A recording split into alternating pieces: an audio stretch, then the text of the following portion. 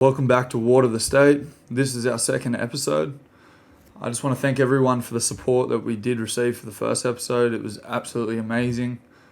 Some of the stories that I've heard have really hit home for me and really made me want to put time into this second episode, but I guess also made me reflect back on my journey quite a bit over the last week or so.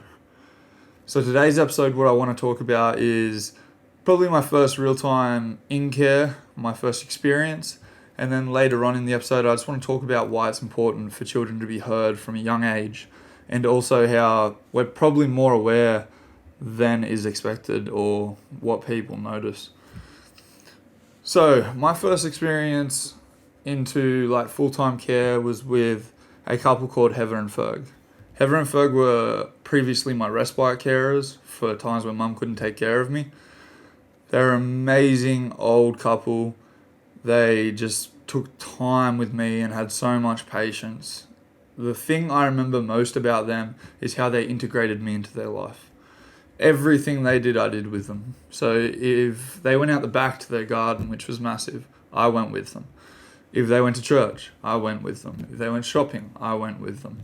They made me feel like everything that they did, I was a part of, and that there was nothing different about me, and that I was truly a part of this family. It got to the point where with their daughter, I just assumed she was my sister.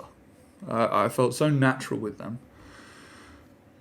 But the first time I went there after I'd been taken from my mum and I knew it was going to be a bit longer, I was obviously more emotional. I was really prepared for the fact that this might be a bit of a long haul, and I wasn't sure how long it would be before I even got to see mum again. Heather and Ferg's patience in these points was just one of the most standout things that made me feel safe. The fact that they could see past all the issues and all the talk and all the documents, and they just knew that this kid needed a little bit of love and a little bit of support. The way they treated me made me have the idea that there is a lot more love out there and that people do care about each other, that you're not alone in this. And that was eye-opening to me. So I really thank Heather and Ferg for giving me, from an early age, a kind of different outlook.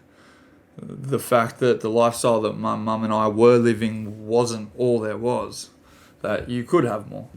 And even if it was just the little things like taking me to church, it just gave me a broader aspect, a broader vision of what was around the world and what was around me, that our little place in Legoland, as we called it, our housing commission area, wasn't the be-all and end-all. It got to a point where even when I would break down, when I would be back with mum or with other family members, that I'd actually want Heather and Ferg. They became this safety. I think that's the key that a lot of carers have, is you have this ability to become a safety network for a child. And to be someone's safety is such a reward, because that person needs you, they want you. And to be wanted by someone, to be actually needed by someone, is a very special thing. So I think carers have a lovely spot there. I think Heather and Ferg really showed me that there were good carers out there, and that no matter how long this was going to take, that I'd probably have some decent experiences along the way. But I also want to compare it to probably one of my last times in care, where I went to a house and I wasn't integrated.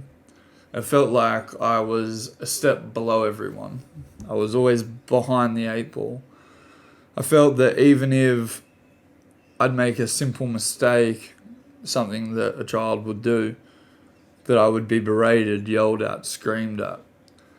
And that was just reinforcing those negative emotions and that trauma that I'd already been through. And I remember being concerned while going through these carers that I was getting angrier. And that's one of the problems, I think, when you do get matched to a carer that doesn't suit you, is it has actual long-term impacts. These children that are in your care are so on edge already that if you take us the wrong way, it can lead us down that lifestyle and really just continue the cycle again. If every carer was like Heather and Ferg, I feel like life would have been much more amazing. Just the care, the patience, the way I felt when I was there, it was just something special. And it brings me probably to my second point. They listened, and children need to be heard. So from a young age, it felt like I had a lot of adults around me that were attempting to make my decisions for me. They were talking about me. They were having meetings. There was letters being sent. There was always appointments that I had to go to. But it never felt like at any point someone would just sit me down and say, "Hey Paul, what do you want? Where do you want to be? Do you want to be back with your mother? Do you want to be with your family? Do you want long-term carers?" Those questions might seem quite extreme to ask a child, and they probably are. But I wanted to be involved. So maybe not to that level, but I feel like ask these children questions about how they're feeling, about what they want. And even if that comes back to just general care, maybe the way the routine that you had set out prior to them coming might not work for that child. Obviously, over time, if there's going to be a longer care situation, they're going to have to adjust somewhat. But if you can try to just listen to these children and let them be heard, most of the time I feel like we're screaming out the answers. There was a time where I was 10 years old and I was living with two authors who were my foster carers. And I remember there was meetings probably once a month or something like that about my care situations and which family members had access and things along those lines. I remember writing a letter at this point. I could still have it in my file, so I could pull this letter out, where I compared my two families and the department to children fighting over a teddy bear, and that I felt as if I was the teddy bear being pulled on either side and slowly just being torn apart. The reason I felt that way at 10 years old was because I was not listened to.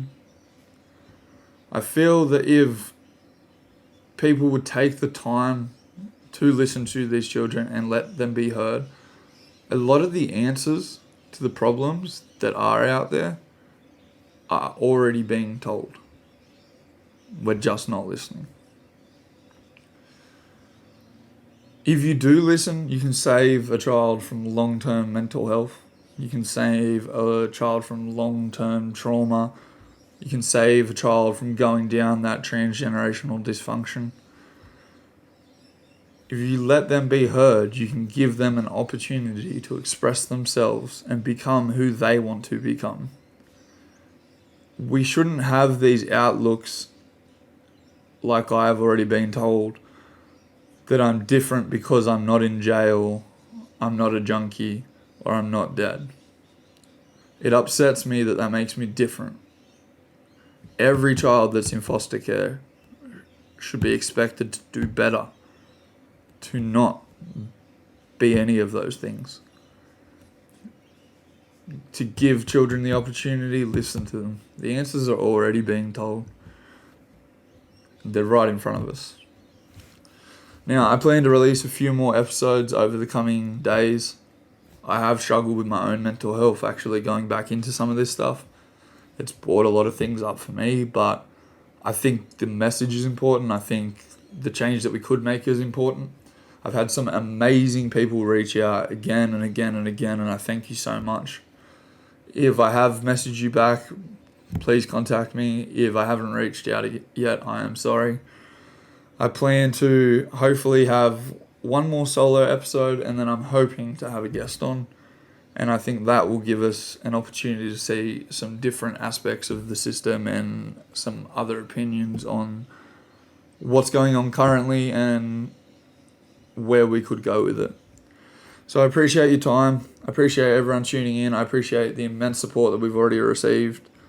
I'm hoping in the next episode we can go into a little bit more to do with mental health and how my mental health was impacted by some of the experiences that I had as a child.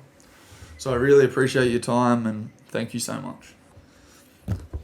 Okay, and for everyone still here, please just give it a like, a subscribe. I appreciate it. We need all the support we can get to get this message out here. There's also down below my website and my socials, just so you can get in touch. And if you do have a story that you wish to tell on here, please come on. I appreciate you so much.